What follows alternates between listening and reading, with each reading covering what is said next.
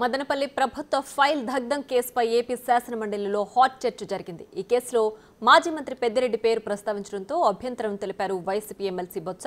ఎలాంటి ఆధారాలు లేకుండా ఓ మాజీ మంత్రి పేరును ఎందుకు ప్రస్తావించారని అడ్డుతగిలారు. దీంతో సభలో కాసేపు గందరగోళం నెలకొంది. తప్పు చేసిన వారిని శిక్షిస్తే తాము కూడా మద్దతిస్తామన్నారు బొత్స. అంతేకాని కావాలని కేసులు అంటకడితే సహించబోమన్నారు.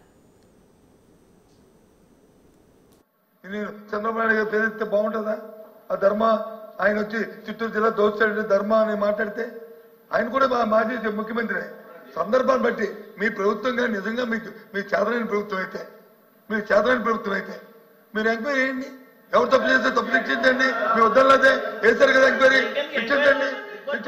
రిపోర్ట్ రానియండి శిక్షించండి. వద్దలేదు కదా. మేము ప్రభుత్వం మీ చేత ఉంది కదా అధ్యక్ష, ప్రభుత్వం చేత ఉంది. ఇంతే కదా శిక్ష, ఇంతే కదా. నేను కూడా రెవెన్యూ మినిస్టర్ పోయి అంటే ఈ సంబంధం లేకపోయినా సరే దయచేసి దాన్ని యాడ్ చేస్తాను, రిక్వెస్ట్ చేస్తాను మీ ద్వారా. నేను కూడా ఒక లేఖ రాశాను, ముఖ్యమంత్రి రాశాను. ప్రతి ఒక్కరి మీద రాస్తే ఎలా అధ్యక్ష?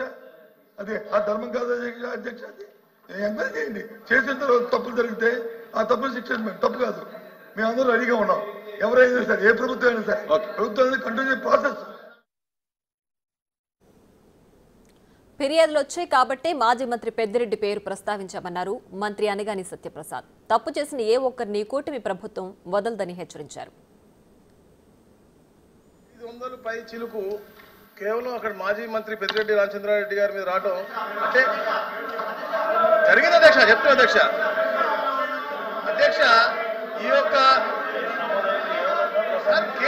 కేసు నమోదైంది మీకు చెప్పలేదు అధ్యక్ష. ఏదైతే సార్ పెద్దిరెడ్డి రామచంద్రారెడ్డి భూదందాలపై కూడా ఎన్నో అర్జీలు వచ్చాయి అధ్యక్ష. మాకు మా అర్జీలు మా దగ్గర ఉన్నాయి. మేము అన్ని చెప్తాం. నేను చెప్పాను, మీరు మాట్లాడండి.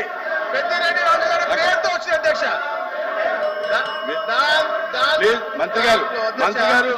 మంత్రి గారు అగ్ని ప్రమాదం మంత్రి గారు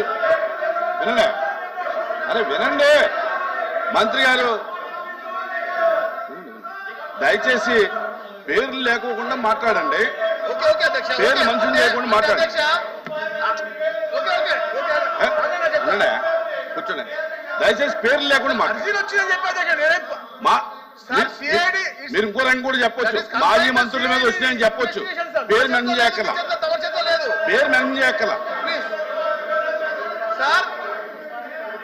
సార్ మాకు కూడా వచ్చే 70,000 అర్జీలో చాలా మంది పేర్లు ఉన్నాయి అధ్యక్ష.